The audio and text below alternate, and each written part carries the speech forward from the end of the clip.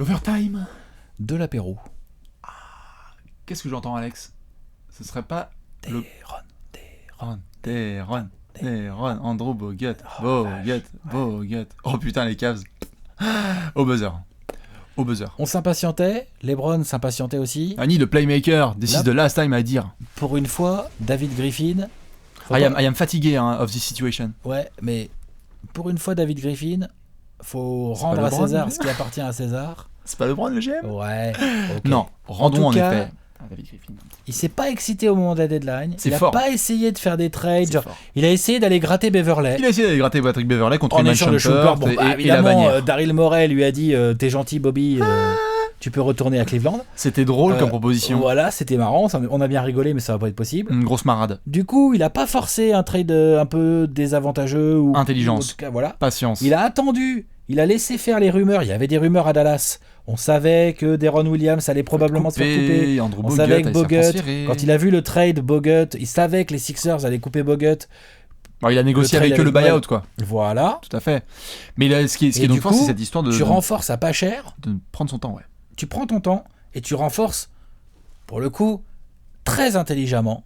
Ton effectif. Ouais. Parce que c'est ça dont on doit parler. Depuis mi-janvier, à peu près, LeBron a commencé à gueuler. Annie de playmaker. Annie de protecteur d'arceau aussi. Voilà. Parce que derrière Tristan Thompson, c'était un peu tendax. Puis après, il m'a demandé un rebondeur aussi, parce que là, ça manque un peu de rebondeur. Voilà, et puis Birdman était. Enfin, c'était mort, quoi. Il venait de se blesser. Tu remplaces Birdman par Andrew Bogut.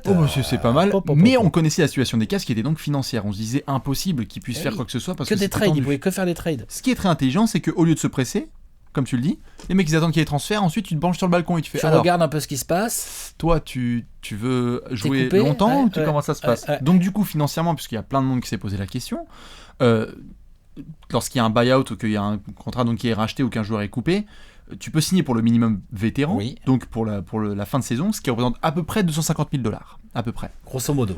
Ouais. Et ensuite, tu as un petit peu de taxe, puisque les Cavs sont dans la taxe. Ah bah ils sont dans la taxe, ça leur coûte le double en gros. Ça leur coûte le triple à peu près même. C'est à peu près $1 million. C'est à peu près $1 million pour chaque tête. C'est à peu près, c'est 900 000 pour Deron Williams, c'est à peu près $1 million pour Andrew Bogut.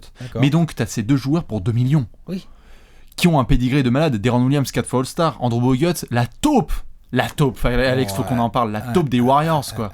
Parce que ça, c'est super fort. Tu récupères Andrew Bogut qui, quand même, connaît mieux que beaucoup de monde Steph Curry, Klay Thompson, Draymond Green, Steve Kerr. C'est quand même balèze. Il y a ça, mais ça, finalement, je crois pas qu'ils en aient tant besoin, en fait, dans le sens où... Non, le côté taupe, c'est pour faire le scénar. C'est pour le scénar. Bien sûr. C'est plutôt le côté... C'est pour le Media Day. Le Media Day des finales, il va être hardcore. Le Media Day, exactement. Genre, Andrew Bogut, le mec, c'est quand même le mec qui a dit...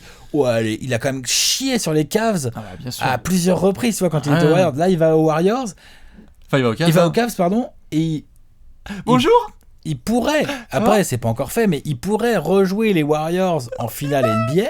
C'est trop fort. Et au-delà de toutes ces considérations médiatiques, psychologiques et tout ça, bah Andrew Bogut, franchement, c'est un pur joueur. 10 à 15 minutes de Bogut, parce que c'est ça aussi qu'il faut dire, c'est que physiquement, malheureusement, mais ils ont déjà Tristan Thompson et Kevin Love, donc... Tout à fait. T'as 10 à 15 minutes de Andrew Bogut. T'as des bons écrans, t'as du rebond, t'as un jeu de passe correct, enfin... Et un col bleu comme LeBron adore. Et puis t'as de l'expérience. Et t'as de l'expérience. Andrew Bogut, c'est quand même des finales. Et puis en termes d'expérience, Deron Williams. Et Deron Williams, on en parle aussi parce qu'il fallait un playmaker. Alors certes, dans un registre moins défensif que ce à quoi on pouvait s'attendre, on s'attendait quand même à un mec un petit peu pitbull façon Della Vedova. Bah il voulait Beverley, quoi. Il voulait Beverley, il voulait un petit peu aussi de Mario Chalmers, qui est aussi, bon malheureusement n'est pas sur deux jambes, mais qui est un peu plus défensif. Mais moi je préfère avoir Deron Williams que Mario Chalmers. Là, c'est quand même en or ce genre d'affaires. Attends, c'est de la balle. Surtout que Deron Williams, donc. Cette saison, là, faut pas oublier, il tournait en 13 points. En 13-7. Ouais, c'est ça. Ouais. Avec 7 passes encore. Ouais, c'est-à-dire que tu peux vraiment lui filer la balle. Mais vraiment. Il va pas te la perdre bêtement. Et pas en février, hein. En mai. En mai, en juin. Tu peux lui filer la balle grave. Bien sûr. Il va te rentrer des gros tirs, ça lui fait pas peur. Il va te jouer ça intelligemment. C'est un joueur qui a quand même... Je sais pas combien de matchs de playoff il a dans les papates. Oh, mais la finale de conf contre San Antonio. Il a quelques matchs de playoff dans les papates. Bien sûr. Donc c'est un joueur très sérieux. Oui. Et puis... Il a quel âge? Il a 30 ans? Un peu plus, c'est juste dans les cannes qu'il a un petit peu... Il est un peu cramé, il monte plus. Avant, il montait un peu. Bon, maintenant, il y a un peu trop de kebab et tout ça. Voilà. Mais c'est un super joueur, techniquement.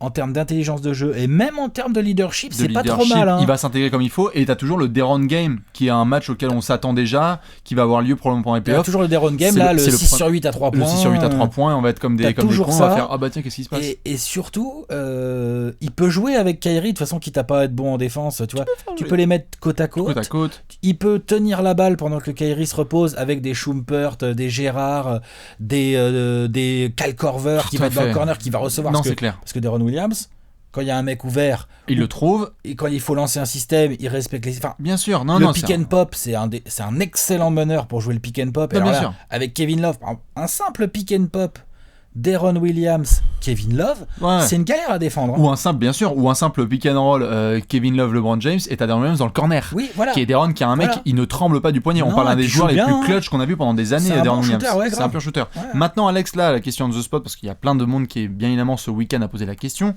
Deron Williams est arrivé, enfin, l'annonce a été faite samedi, Andrew Bogut ce dimanche. Team USA aussi, hein. Il y a Team USA, tout à fait. Est-ce que, dans les perspectives qu'on a là des finales, parce que c'est surtout pour ça ce genre de recrutement, est-ce que tu penses que c'est typiquement le genre de recrutement qui maintenant te fait dire c'est pas pour battre Détroit en premier tour, Chips. Est-ce que tu penses que c'est le genre d'acquisition là, maintenant qu'ils ont rempli leurs besoins, qui peut te faire croire nettement plus à un back-to-back?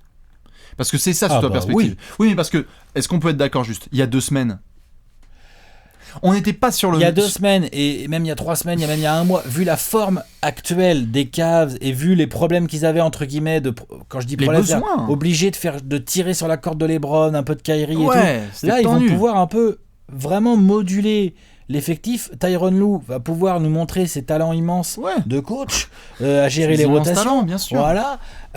Et ils vont pouvoir, normalement, s'ils font pas les cons, ils vont pouvoir arriver en play-off avec un effectif déjà qui sera un petit peu rodé. C'est surtout pour les finales que ça va être quand même la diff. C'est parce que... Et après, quand t'es en finale... Quand ils se sont fait défoncer, à Golden State, le banc se fait mitrailler comme jamais parce que Sean Livingston et Iguodala, il n'y avait pas du tout la moindre solution en face. Et puis après, c'est un autre débat là, ça va énerver là. Je sens que ça va énerver les gens là, la phrase que je vais sortir maintenant tout de suite. Allez, vas-y, sors la pièce. Tu la rejoues 10 fois la finale de 2016. Combien de fois il a gagné les Cavs? Ça n'énerverait personne. Ils l'ont gagné une fois parce que c'était one time. Voilà, exactement. Alors par contre avec Deron Williams et Bogut, c'est quand même pas la même chose. C'est quand même pas la même chose. Non, c'est pas la même chose. Là, on se rapproche plus de pronostics qui peuvent être 50-50. Et voilà. On verra comme d'habitude bien évidemment ce que ça va donner, mais énorme acquisition de la part des Cavs et on va voir dans les prochains jours ce que ça va donner. N'est-ce pas ? Exactement. Allez, bon courage LeBron et félicitations à David Griffin pour cette super acquisition. Beau boulot. À la prochaine.